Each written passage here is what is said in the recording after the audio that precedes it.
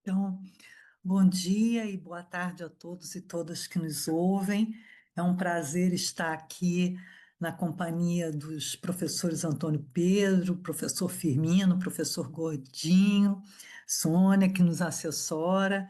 E hoje a gente vai ter a oportunidade de estar discutindo um tema extremamente relevante, fundamental para todos nós, pesquisadores, que é o tema da ética nos relatórios de investigação qualitativa, a ser conduzido pelo Dr. Jefferson. Dr. Jefferson Maynardes é doutor em educação e é professor da Universidade Estadual de Ponta Grossa, estuda o tema da ética há bastante tempo e vai compartilhar conosco a palestra Ética nos Relatórios de Investigação Qualitativa. Então, eu passo a palavra sem mais demoras ao professor e, a seguir, nós restabeleceremos, né, uma roda de conversa. Um abraço, professor, estamos aqui atentos. Obrigado. Bom dia a todos e todas que nos assistem nessa atividade do evento de hoje. Então, quando o professor Antônio Pedro me convidou para para falar algo nesse congresso sobre pesquisa qualitativa, eu, juntamente com ele, propus falar um pouco então sobre a ética nos relatórios de pesquisa ou de investigação qualitativa. Então, eu gostaria de fazer uma breve apresentação. Né, eu sou o professor, como a professora Sueli falou, sou professor aqui da Universidade Estadual de Ponta Grossa, no Paraná, no Brasil. Faço parte da comissão da ANPED, que é uma comissão de ética em pesquisa e integridade. Também faço parte do grupo de trabalho do Fórum de Ciências Humanas, Sociais Aplicadas, que é um fórum que reúne mais de 50 associações de ciências humanas no Brasil. E também faço parte de uma rede de pesquisa que é a Rede IA. Então, em virtude disso é que nós propusemos esta atividade, né, sobre a ética nos relatórios de pesquisa. Então, o ponto de partida desta palestra, dessa conferência de hoje, é um verbete que eu publiquei juntamente com uma colega, a professora Isabel Carvalho. Nós escrevemos um pequeno texto, um verbete no e-book da Amped, que o título é Autodeclaração de Princípios e Procedimentos Éticos na Pesquisa em Educação. Então, esta é uma publicação do ano de 2019, porque na ANPED, nessa comissão que eu coordenei de 2015 até 2024, nós publicamos já 13 e-books. Então, aqui temos o volume 1, que é de 2019, o volume 2, que é de 2021, o volume 3, que é do ano de 2023. E esse ano agora, 2024, nós vamos publicar o volume 4. Então, para falar desse tema, é importante relatar que quando nós escrevemos esse verbete da autodeclaração, nós partimos de uma questão que afeta o Brasil e vários outros países. Então, no Brasil e em outros países, nós temos a, a situação de que a regulação da ética em pesquisa e a revisão ética de projetos de pesquisa, ela se baseia na área da saúde. Então, não só e no Brasil isso acontece já desde o final dos anos 80, todo o processo da regulação e da revisão ética, ela é muito baseada nos princípios da pesquisa biomédica, da pesquisa em saúde. E, portanto, as especificidades das ciências humanas e sociais, elas não têm sido consideradas.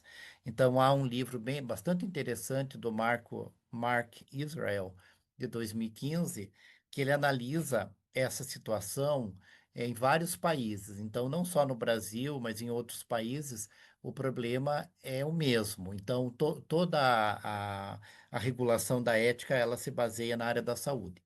E é claro que nós temos que considerar aqui os contextos de cada país, as tradições de pesquisa em cada país, porque isso é diferenciado. Então, em cada país nós temos uma realidade distinta. E o resultado desse processo, dessa regulação ética baseada na área da saúde, tem sido o afastamento dos pesquisadores, eh, da área de ciências humanas e sociais, da discussão da ética em pesquisa. Então, muitos pesquisadores consideram que a ética é algo que está relacionado à área da saúde, que, portanto, não há necessidade de engajamento nessas discussões. Um outro resultado é que o processo da revisão ética, que é apenas uma parte do processo da ética, ela se torna sinônimo de ética. E, na verdade, nós sabemos que a ética é algo muito mais amplo. E também isso acaba gerando, então, uma visão muito limitada do que é a ética em pesquisa. Então, há um artigo bastante importante que foi escrito por duas autoras australianas, que é Gilliman e Gillan, que elas discutem justamente esta ideia de que a ética envolve dois aspectos. O primeiro deles é a ética procedimental. Então, a ética procedimental, ela se refere à questão mais burocrática, à submissão de um projeto a um comitê de ética, enquanto há uma outra dimensão que é bastante importante, que é a ética na prática. Então, a ética na prática é a ética que os pesquisadores precisam utilizar principalmente quando estão no trabalho de campo, fazendo entrevistas, aplicando questionários, conduzindo grupos focais, realizando observações. Então, elas consideram que a ética procedimental ela é apenas uma parte do processo. Então, nesse sentido, elas consideram que seria ingênuo e equivocado para os eticistas ou para todos aqueles interessados na questão ética sugerirem que a ética procedimental é a totalidade das questões éticas na pesquisa. Então, nós precisamos sempre reafirmar que a ética em pesquisa ela é algo muito mais amplo e abrangente do que a aprovação ética. É claro que a aprovação ética ela é importante, mas ela não é o único aspecto da ética. É necessário, então, considerar que a ética ela está presente em todas as etapas da pesquisa. Ela está presente na elaboração do projeto, no momento da coleta ou da produção de dados, na análise, na interpretação de dados, na redação dos relatórios, na devolutiva, nas publicações e também no possível ativismo transformador que possa emergir daquela pesquisa que nós estamos realizando.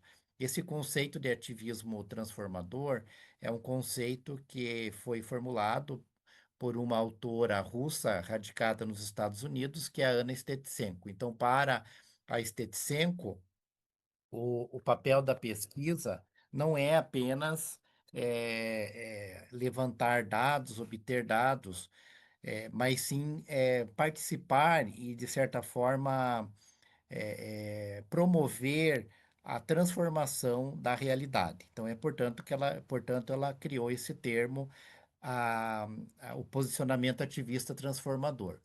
Então, a ética, na verdade, muitas vezes ela aparece até antes do início da pesquisa, quando um pesquisador ele faz a opção por uma determinada área de pesquisa, por um determinado tema de pesquisa, muitas vezes tem a ver com o seu próprio engajamento ético. Então, é interessante sempre destacar esse conceito da ético-ontoepistemologia. Então, esse conceito, nesse neologismo ético-ontoepistemologia, ele foi criado inicialmente por uma autora estadunidense, que é a Karen Barad, em 2007. E depois, posteriormente, essa autora, a Ana Stetsenko, ela faz uma ampliação desse termo, mas, em termos gerais, a ético-ontoepistemologia, ela se refere à indissociabilidade entre a ética, a ontologia e a epistemologia quando nós nos engajamos na produção científica, na prática científica. E a Ana Stetsenko também ela vai propor, então, que a ética ela deve estar em primeiro plano, tanto na pesquisa, quando nós vamos planejar uma pesquisa, ou quando nós vamos mesmo ensinar sobre pesquisa para os nossos alunos, a questão da ética ela precisa estar em primeiro plano. E a partir da ético-epistemologia, há uma conclusão bem importante, que é a seguinte, é que todas as pesquisas envolvem questões éticas. Então, normalmente, alguns pesquisadores, até colegas nossos da área de ciências humanas e sociais, eles consideram que a ética, ela, ela está mais relacionada quando o pesquisador realiza um trabalho empírico, quando ele envolve pessoas. Na verdade, nessa perspectiva ético-epistemológica, todas as pesquisas envolvem questões éticas. A pesquisa empírica, a pesquisa de campo, a pesquisa de natureza teórica, a pesquisa bibliográfica. Então, a ética, ela faz parte de toda e qualquer questão relacionada à pesquisa. E como que isso aparece, então, nos relatórios? Geralmente aparece algo sobre ética em pesquisa em quase todos os manuais, em quase todos os livros que tratam de metodologia da pesquisa. Então, sempre há uma seção de ética. E que é importante, porque é o livro, o manual, muitas vezes é o material que é utilizado na formação dos pesquisadores. E também, além disso, diversos autores que pesquisam a questão da ética defendem a necessidade, a importância de que os pesquisadores apresentem dados e reflexões sobre a ética nos relatórios de pesquisa. Então, há algumas publicações já, tanto em inglês quanto em português. Em espanhol, eu não consegui localizar nenhum, por enquanto, né, nesse processo de pesquisa. Mas eu considero que ainda há poucas pesquisas, poucas publicações que tratam dessa questão de como a ética pode aparecer nos relatórios de pesquisa. Então, na prática, como que isso funciona? Muitas vezes não é realizada a submissão a um comitê de ética em pesquisa. Então, muitas vezes a pesquisa envolve seres humanos, envolve pessoas naquele processo de pesquisa, e o pesquisador ele opta, quando isso é possível, que alguns países não obrigam, não exigem que os pesquisadores submetam a um comitê de ética. Então, muitas vezes não é realizada a submissão a um comitê de ética. Também não são apresentadas informações e reflexões sobre as questões éticas. Então, há muitas dissertações, muitas teses de doutorado, artigos, etc., que nós não encontramos muitas informações relacionadas à questão da ética. E é claro que isso ocorrem variações no contexto e também variações nas publicações. Então, há autores que valorizam essa questão da ética, há outros que não valorizam, há países que essa questão é bastante discutida, enquanto outros não há ainda muita discussão sobre isso. E quando nós escrevemos esse verbete da autodeclaração, nós e- escrevemos da seguinte forma: então, que a autodeclaração de princípios e procedimentos éticos é a manifestação escrita pela qual o próprio pesquisador explicita os princípios, os procedimentos e as demais questões éticas envolvidas no processo de pesquisa. Isso se constitui em um exercício de explicitação, de reflexividade e de vigilância sobre as questões éticas. Também nós sempre destacamos, né, que esta autodeclaração, esse texto que nós inserimos na nossa pesquisa, ela não substitui a revisão ética do projeto de pesquisa realizada pelos comitês de ética.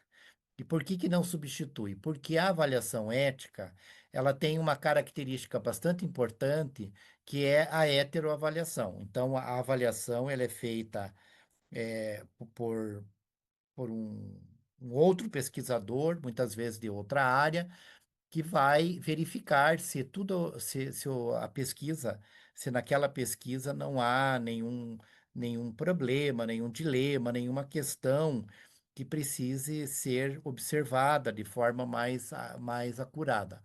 Então, a autodeclaração, ela não substitui a revisão ética no projeto de pesquisa, mas ela é fundamental tanto para os pesquisadores que submeteram o seu projeto a um comitê de ética, quanto para aqueles que não o submeteram. Então, isso nós temos discutido bastante isso aqui na área de educação no Brasil, e nós temos proposto, então, que os pesquisadores escrevam sobre ética nos seus relatórios de pesquisa, mesmo que eles não tenham submetido a um comitê de ética. E o que que pode ser colocado, então, nessa autodeclaração, nesse texto? Não há uma fórmula. Então, as pessoas sempre perguntam, mas o que que eu escrevo? Não há uma fórmula. Isso depende de várias questões. Depende das questões teórico-epistemológicas que orientam a pesquisa, depende da concepção teórico-epistemológica do pesquisador, da concepção ético-onto-epistemológica, depende do tema, que muitas vezes depende também do tipo de pesquisa, quando se é uma pesquisa empírica, uma pesquisa bibliográfica, uma pesquisa de natureza teórica.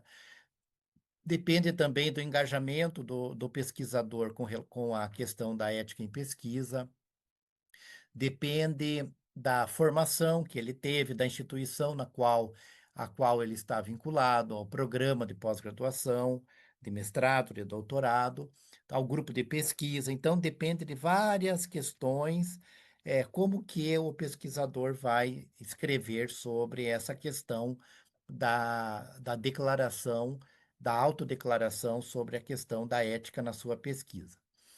É claro que no nosso verbete nós colocamos algumas sugestões. Então, nós sugerimos, por exemplo, que os pesquisadores podem colocar na sua análise ética, os valores que orientam a sua análise.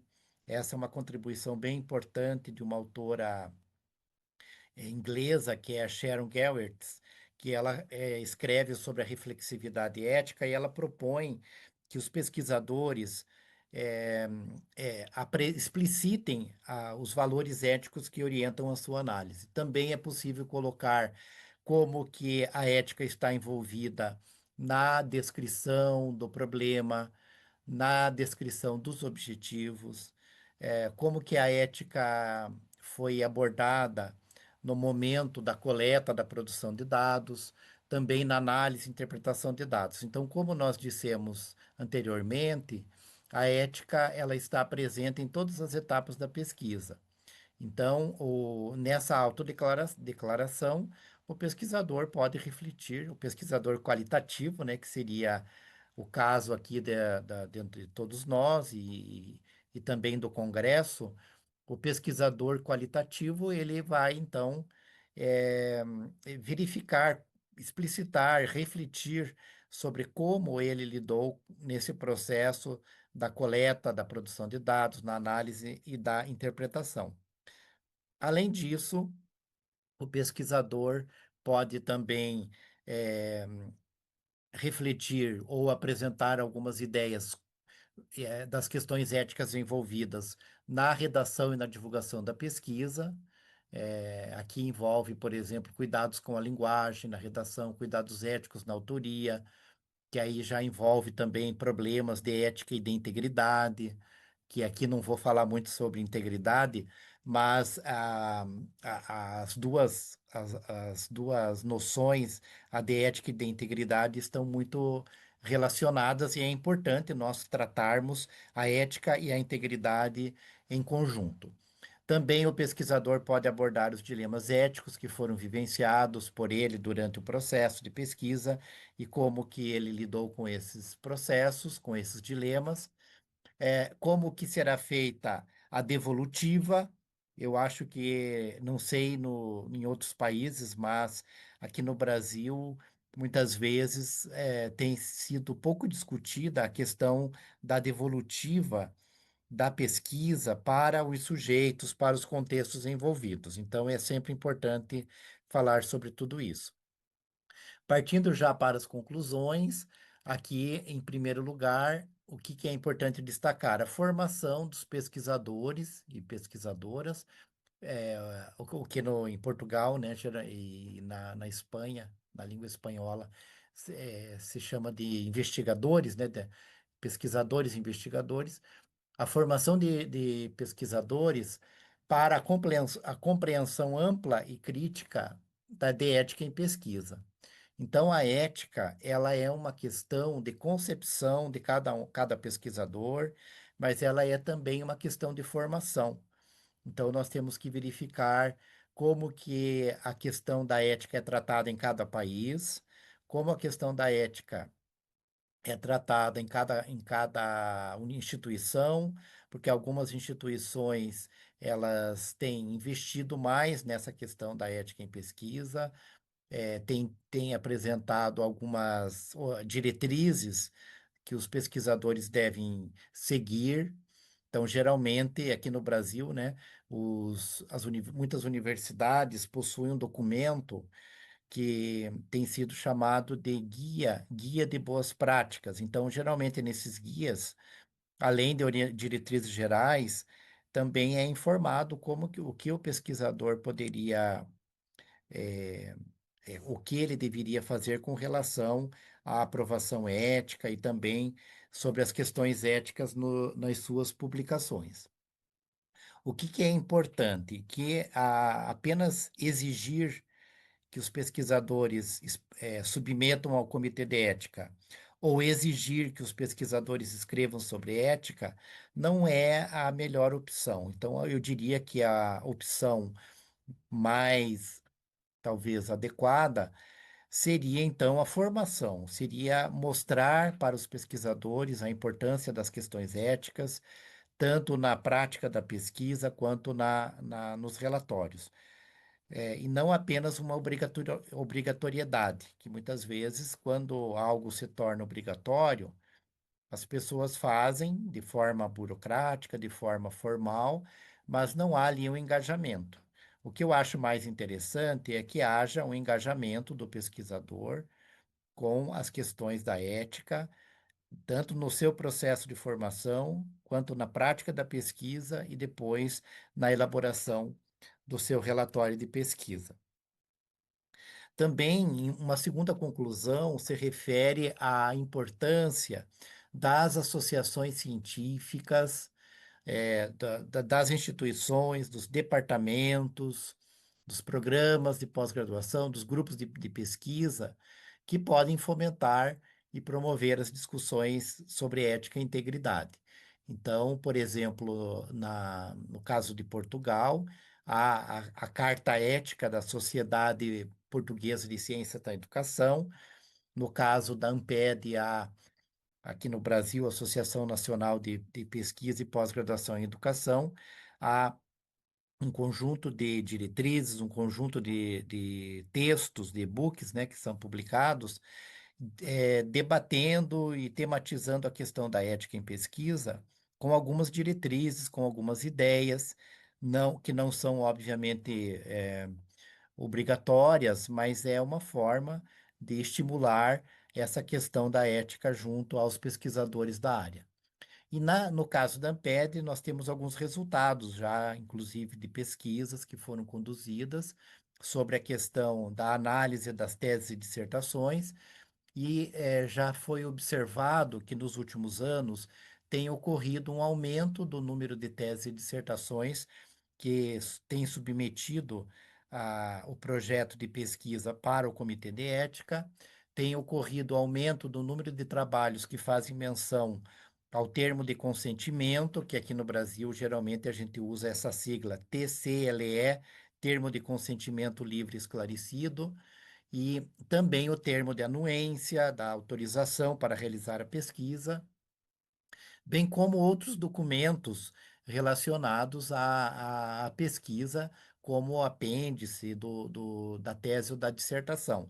E alguns autores já têm utilizado essa expressão autodeclaração de princípios e procedimentos éticos, que é exatamente o título deste verbete, que está disponível lá no volume 1 de 2019 e também é disponível gratuitamente na internet, porque esses e-books, todos eles são de acesso aberto, então os pesquisadores podem acessar esse material.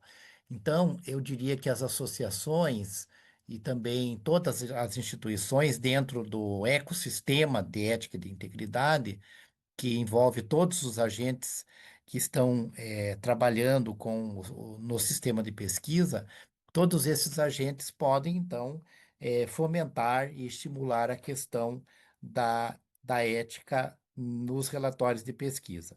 E, em terceiro lugar, é importante nós trabalharmos em conjunto dentro desse ecossistema de ética e integridade para colocar a ética em primeiro plano. Então, geralmente, em muitos trabalhos, a ética não aparece no relatório de pesquisa. Muitas vezes aparece apenas uma nota então, de rodapé, uma nota informando que o projeto foi submetido e aprovado por um comitê de ética, mas eu diria que é importante nós trabalharmos para colocar a ética em primeiro plano, e isso ocorre quando nós demonstramos, e isso pode levar aos pesquisadores a demonstrarem um compromisso com os sujeitos e os participantes da pesquisa, um cuidado com esses participantes, um respeito a esses participantes, e também pode aumentar o rigor na pesquisa, porque a ética ela não é separada da da ontologia e da epistemologia, ou seja, a ética que nós estamos falando aqui, ela não é separada das decisões e das escolhas teóricas que são feitas pelos pesquisadores. E também colocar a ética em primeiro plano pode nos auxiliar a aumentar a confiabilidade e a credibilidade das pesquisas. E por último, eu destacaria esta esta síntese, dizendo que incorporar as questões éticas em todas as etapas da pesquisa, da investigação, é um processo. Então, em cada país, em cada contexto, nós estamos em um ponto, em alguns lugares há uma reflexão, uma preocupação maior com a formação ética dos pesquisadores, enquanto que em outros lugares ainda é bastante inicial. Isso pode ser observado em países, pode ser observado em cada instituição, em cada programa de pós-graduação. Então, aqui no Brasil, por exemplo, nós temos quase 200 programas de pós-graduação em educação. Tem alguns que são mestrados e doutorados acadêmicos, outros são mestrados profissionais, chamados, né, de mestrados e doutorados profissionais, e cada um deles lida de uma forma. Então, alguns estão mais engajados nessa discussão, outros ainda mais iniciantes. Há pesquisadores que já estão mais alertas com relação às questões éticas, e há pesquisadores que ainda não se aproximaram muito dessas questões. Por último, a inclusão das questões éticas no relatório de investigação qualitativa, ela deve ser o resultado de um processo de reflexão contínua sobre a ética na investigação, de forma articulada a outros aspectos, principalmente com relação aos aspectos ontológicos, epistemológicos, teórico e metodológicos das pesquisas. Então, aqui eu agradeço a atenção de todos, deixo o meu e-mail aqui e também compartilho com vocês aqui as principais referências que eu usei aqui nesta apresentação. Então, obrigado. Sueli, só não sei se nós teremos tempo de perguntas ou não. Não me informei sobre isso no início. Temos sim, professor, temos sim, Jefferson. É, agradecer essa palestra brilhante e extremamente didática e próxima à nossa realidade como pesquisadores. Falar que essa reflexão ela é de fato extremamente necessária à nossa formação, né? Como o professor colocava, e eu digo mais, viu, professor Jefferson, ela é necessária à formação de todo o ecossistema de pesquisa e de reflexão e dos agentes da questão da ética, né? E aí eu incluo também os nossos colegas que são membros dos comitês de ética em pesquisa, né? Tem estudos que mostram que com mais despreparados ou com pouca formação nessa reunião entre ética e a experiência de pesquisa, os comitês tendem a ser mais rigorosos, né? E menos analíticos no sentido de uma análise de caso a caso, né? Então, todo esse ecossistema da pesquisa e da reflexão ética precisam dialogar, como você coloca, né, professor Jefferson? E, sobretudo, essa reflexão que, para nós da área qualitativa e nós da área de ciências sociais é fundamental, é pensar que esses acordos éticos eles são processuais, né? É como você colocou, professor, estão em todas as fases da elaboração do estudo, do trabalho de campo, da análise, né?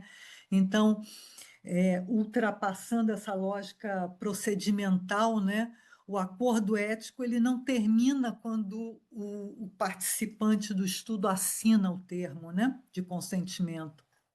Essa relação é, ela é processual em várias fases, precisa ser revisitada, repensada, e por fim, como você colocou com tanta propriedade, né? Essas reflexões elas precisam estar nos nossos relatórios, e de fato a gente circunscreve essas questões ao capítulo de metodologia, né? Ou, no máximo, como você disse, a uma nota de rodapé.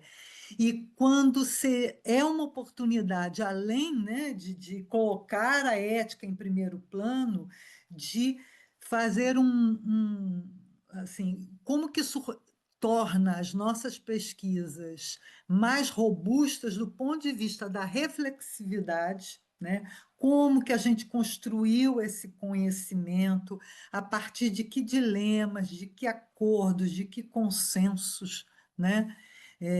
Com os nossos sujeitos, com os nossos territórios, né? Isso é fundamental.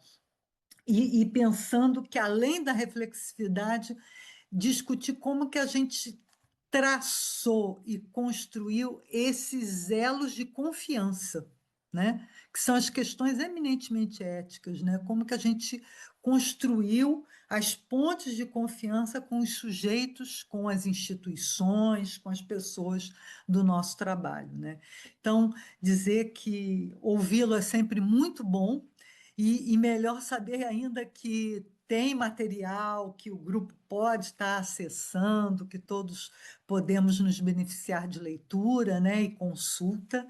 E queria convidar a todos que escrevessem questões aqui no chat, ou se alguém quiser fazer alguma pergunta, há a possibilidade também de acionarmos o nosso microfone aqui para fazer uma interação dinâmica. Então, fiquem, por favor, à vontade, né, de escrever aqui no chat perguntas, reflexões, depoimentos de experiências, enfim. Enquanto o grupo está aqui se mobilizando, eu fico pensando, viu, Jefferson, um outro campo extremamente atual e que nos desafia eticamente, como outrora não tínhamos referência, é exatamente o campo a qual eu me dedico, atualmente, que é o das pesquisas em ambientes digitais, né? Esse é um campo riquíssimo e que, nossa, é um novo universo, né? Inclusive, e sobretudo para as questões éticas, né? Da questão da confidencialidade, de anonimato, da exposição, né? O quanto que as mídias sociais convocam a exposição e o nosso compromisso, né, de proteção desses sujeitos, enfim. É um tema riquíssimo, né, professor Jefferson? Eu estou só apimentando aqui o nosso debate na expectativa também aqui da participação dos nossos companheiros aqui de sessão. Mas fique à Sueli, vontade se mas você quiser fazer algum eu gostaria de comentar um comentário. pouquinho, Sueli, porque assim, é muito interessante você ter falado da pesquisa em ambientes digitais, porque hoje nós temos vamos chamar assim, uma grande novidade para todos nós, que é a inteligência artificial. Então, a inteligência artificial, que muitos países e muitas universidades já estão fazendo alguma regulação sobre isso e dando algumas diretrizes. No caso do uso da inteligência artificial, a questão da ética, ela requer que os pesquisadores também explicitem as ferramentas que eles utilizaram, como utilizaram, os prompts que foram usados, né? Para quem ainda não estudou sobre isso, o prompt é o comando, a pergunta que você faz ali para aqueles chats e para as diferentes ferramentas. E também uma questão muito importante dentro da discussão da inteligência artificial, que é a verificação dos dados. Porque assim como ela pode nos auxiliar muito nas atividades de pesquisa, ela pode também trazer erros, trazer informações enviesadas, etc, etc. Então, eu diria que eu acabei não falando nada disso ali nos slides, mas é uma pergunta que tem vindo muito sempre, é sobre a inteligência artificial. E isso, nós que usamos, né, e que estamos, de certa forma, aprendendo a utilizar, nós precisamos sempre declarar como que foi esse uso, o que que nós usamos, em que medida em que medida como foi feita a verificação desse material, se estava correto, se foi verificado, enfim. Então, eu acho que a IA, de certa forma, ela vai impulsionar para que nos relatórios de pesquisa nós tenhamos sempre que escrever sobre o uso da IA e já podemos ampliar para o uso ético da IA, o uso ético e responsável, e já podemos ampliar para discutir outras questões éticas envolvidas. Mas Exato. eu gosto muito dessa discussão, porque é algo muito novo e que todos nós ainda estamos aprendendo a lidar e aprendendo a explicitar o uso nos nossos trabalhos. Perfeito. Em consonância ao que conversávamos, a Adriana Valdez pergunta: de que maneira o uso da inteligência artificial na investigação qualitativa pode influir em la toma de decisões éticas, especialmente em lo relacionado com o consentimento informado, la confidencialidade e la interpretação de dados sensibles? E a Angelita pergunta também como a ética na pesquisa qualitativa entende o conflito de interesses quando o ou a pesquisadora realiza uma investigação no próprio contexto de trabalho. Muito boas perguntas, agradeço as perguntas, começando aqui pela questão da Angelita. De modo geral, quando nós vamos pesquisar o próprio local de trabalho, nós precisamos, de certa forma, redobrar os cuidados éticos, porque nós, às vezes, alguém que ocupa alguma função de liderança, ocupa, por exemplo, o cargo de diretor, o cargo de coordenador pedagógico, ou apenas de professor. E então, quando nós estamos realizando a pesquisa no próprio local, nós temos que ficar mais atentos ainda à questão do consentimento, porque a questão básica em pesquisa é o consentimento. Então, antes de realizar a pesquisa, nós precisamos obter o consentimento das pessoas. Os participantes ou os sujeitos têm o direito de deixar a pesquisa a qualquer momento, porque muitas vezes envolve grupos e, por exemplo, atividades em grupo, e alguns pesquisadores podem não se sentir muito à vontade naquela atividade, e eles têm o direito de deixar aquela pesquisa.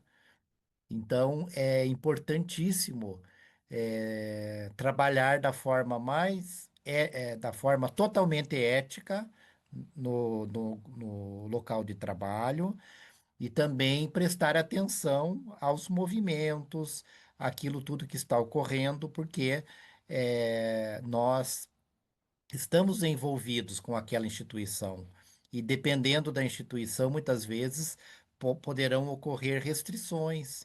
Então, nem sempre tudo aquilo que foi comentado, observado, aqueles dados que foram coletados, a instituição desejará que sejam publicados. Então, é preciso negociar se será nomeado o local de pesquisa ou não. Então, é importante. Sugiro para a Angelita o volume 1 do e-book de Ética e Pesquisa e Integridade, que há um verbete sobre essa questão da, da pesquisa no local, no próprio contexto de trabalho. Mas é importante dizer, a ética, ela não veio para proibir e para limitar a pesquisa de ninguém. É importante realizar a pesquisa no local, no lugar que nós achamos mais adequado. E se esse lugar é o nosso local de trabalho, que seja o nosso local de trabalho. Mas isso é importante tomar cuidados para que a pesquisa não perca nada em termos de rigor na pesquisa e também de ética em pesquisa. A pergunta sobre a inteligência artificial, que é feita pela Adriana Valdez, muito obrigado pela pergunta. Eu diria que a inteligência artificial, da forma pela qual ela vem se ampliando em termos de possibilidades para a pesquisa qualitativa, ela pode influir sim sobre a tomada de decisões éticas, pode influenciar todo o processo de pesquisa, seja ele de confidencialidade, de interpretação de dados. Então, por exemplo, há muitas ferramentas, que eu não sei se o termo exato seria ferramenta, mas há muitas, muitas possibilidades, por exemplo, para a revisão de literatura, que podem ser feitas pela inteligência artificial, também de análise de dados e de criação de materiais de instrumentos, né, para pesquisa que podem ser feitas por meio da inteligência artificial.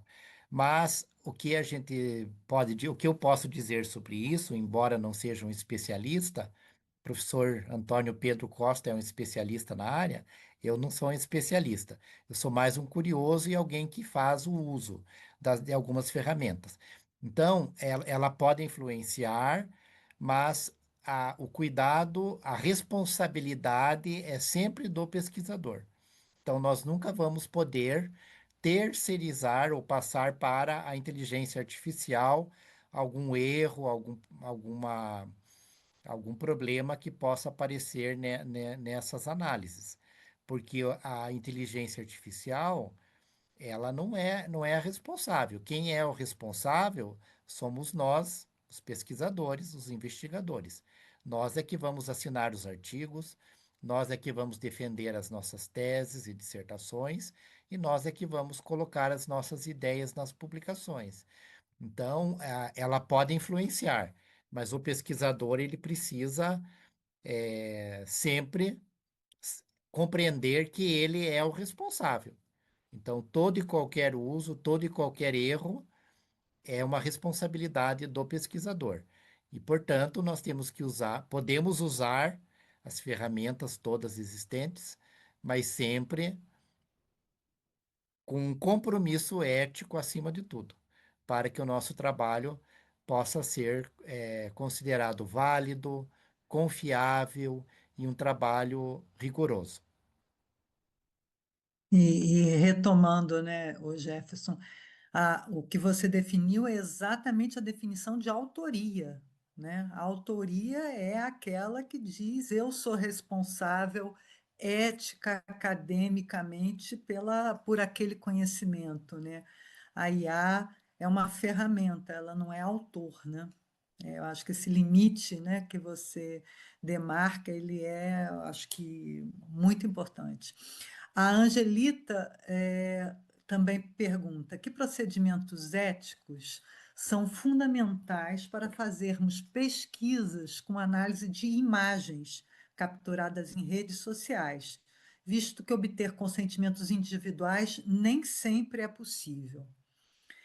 E Moreno Alcaraz pergunta: como a ética pode levar-se a cabo em la investigações qualitativas ou quantitativas quando a inteligência artificial generativa implica complexidade e credibilidade em la comunidade científica? Então, temos mais duas perguntas, Jefferson. Isso, obrigado. Moreno Alcaraz, é justamente isso. A inteligência artificial generativa, ela traz vários desafios, né? Então é importante, em primeiro lugar, a formação. Então nós temos que buscar a formação, nós pesquisadores, buscar como utilizar essas possibilidades da inteligência artificial generativa, assim como os estudantes também precisam, e também é importante a regulação. O que que nós entendemos por regulação? É importante que os países tenham diretrizes e que as instituições, as universidades também tenham. Então, a Unesco tem publicado vários documentos. Nós temos documentos da Unesco, temos documentos da União Europeia, documentos de universidades, inclusive muitas universidades espanholas, americanas, brasileiras. Então, está todo mundo correndo atrás hoje da inteligência artificial, inclusive no aspecto da sua regulação. A regulação, ela não tem por objetivo proibir o uso, porque esse uso não é possível você proibir algo que é livre, que é aberto para quem deseja. É claro que nem tudo está aberto, porque o acesso também é importante.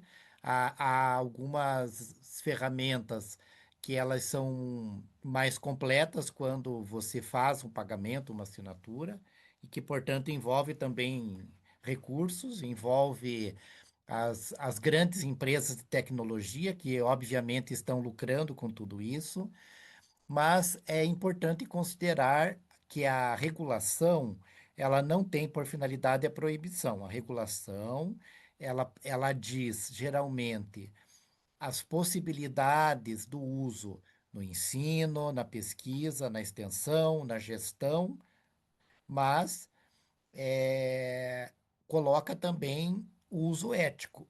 Então, perdão, geralmente esses documentos, eles sempre reafirmam muito o uso da IA responsável, o uso ético da inteligência artificial, que eu acho que esse é o nosso desafio atual, enquanto orientadores, enquanto docentes da graduação, da pós-graduação, do grado e pós-grado, né, no caso, é justamente aprender a usar, aprender a usar de forma ética e responsável, e também trabalhar isso com os estudantes, porque envolve tanto os docentes, pesquisadores, quanto os estudantes. A pergunta de Angelita: análise de imagens. O uso da. Eu acho que a Sueli poderia até dar uma ajuda aqui também. Mas o que eu entendo é assim: o bom senso. Então, em tudo deve haver bom senso. Toda a imagem que você vai usar, é preciso saber a fonte, indicar a fonte. Quando ela está em redes sociais, nem sempre ficará disponível. Então, eu acho que a ética ela combina muito com o bom senso do pesquisador. Perguntar se aquela imagem ela é necessária, se aquela imagem ela é relevante para a pesquisa, se ela realmente é algo construtivo de ser utilizada ali. E, obviamente, que quando não é possível obter o consentimento, explicar tudo isso nessa pequena sessão ou grande sessão, né, de ética que nós propomos que seja incluída nos trabalhos. Então, tudo isso envolve dilemas éticos. E também não se trata de proibir o uso, mas sim de usar com bom senso e refletir, escrever sobre como foi feita a decisão e como foi feito o uso dessas imagens sem o devido consentimento, porque não era possível obter ali. Então, eu acho que a sua pergunta, Angelita, reafirma a importância de nós escrevermos uma sessão sobre ética e integridade no nosso trabalho de pesquisa. Mas se a Sueli puder É. complementar nessa parte, eu agradeço. Não, eu só iria reiterar, né, o que você falou, professor Jefferson. Há alguns recursos, né, que permitem um uso mais prudente das imagens, alguns recursos de distorção para que a imagem não fique tão nítida e assim não haja identificação. Há recursos de edição da imagem, há vários recursos, inclusive gratuitos, de edição de imagens, de forma a proteger, né, a identidade de eventuais pessoas, participantes daquela imagem. Agora, a pergunta que você fez é a central, né? Se não houver a permissão, a primeira pergunta que você tem que fazer é de fato necessário o uso, né, daquela imagem? Se for uma questão de análise semiótica e é de fato fundamental, né, que aquela imagem compareça na análise, que ela seja, né, mostrada na análise, há que se ter um cuidado redobrado, né? E exatamente fazer toda uma declaração, né, do cuidado que se teve, né, em relação ao uso daquela imagem, que mesmo sendo de uso coletivo, acesso público, domínio público, não quer dizer que não que dispense os cuidados éticos de proteção aos autores daquela imagem, né? Então, a prudência, ela é sempre, né, o comedimento, a prudência é sempre fundamental, né? E eu pensava, viu, ô Jefferson, da importância também de ter clareza dos nossos limites, né? Especialmente quando a gente fala como os nossos queridos interlocutores falaram com tanta frequência, né, sobre as pesquisas em ambientes digitais, mídias sociais, uso da inteligência artificial, né, deixar muito claros os nossos limites como pesquisadores, no sentido de que nem sempre nós conhecemos ou controlamos toda a arquitetura daquela tecnologia, daquela plataforma online, por exemplo, né? Onde nós fazemos a pesquisa, onde nós capturamos os nossos acervos, né? E isso é mais uma vez, como você coloca, um item, né, de reflexão dos nossos relatórios, né? E da responsabilidade da gente compartilhar essas limitações com os nossos participantes de pesquisa, né? Então, essa é mais uma questão ética colocada, né? Os limites desse nosso conhecimento. Nós não conhecemos, não sabemos como se dá toda a estrutura e todo o default, né, dessas mídias sociais. Não está no nosso controle, né? Como que opera o algoritmo, como aquela, né, estrutura está ali, e que riscos que estão implícitos e que a gente sequer conhece, né, ao empregá-las, né? Ou delas usufruir enquanto acervos, né? O nosso tempo está chegando bem próximo ao fim, e aí eu queria perguntar se alguém queria colocar mais alguma questão para o professor Jefferson, e a seguir eu acho que o pessoal já está despedindo, agradecendo. Eu repasso então, professor Jefferson, para as suas últimas palavras, para o seu fechamento, agradecer e dizer que foi um prazer estar aqui com você. Obrigado, Sueli. O prazer foi meu também. Agradeço a todos os participantes, o professor Antônio Pedro e todos aí que estão organizando esse evento, primeiro presencial e depois de forma à distância. Agradecer e me colocar à disposição aí para futuras demandas que vierem a surgir. Muito obrigado.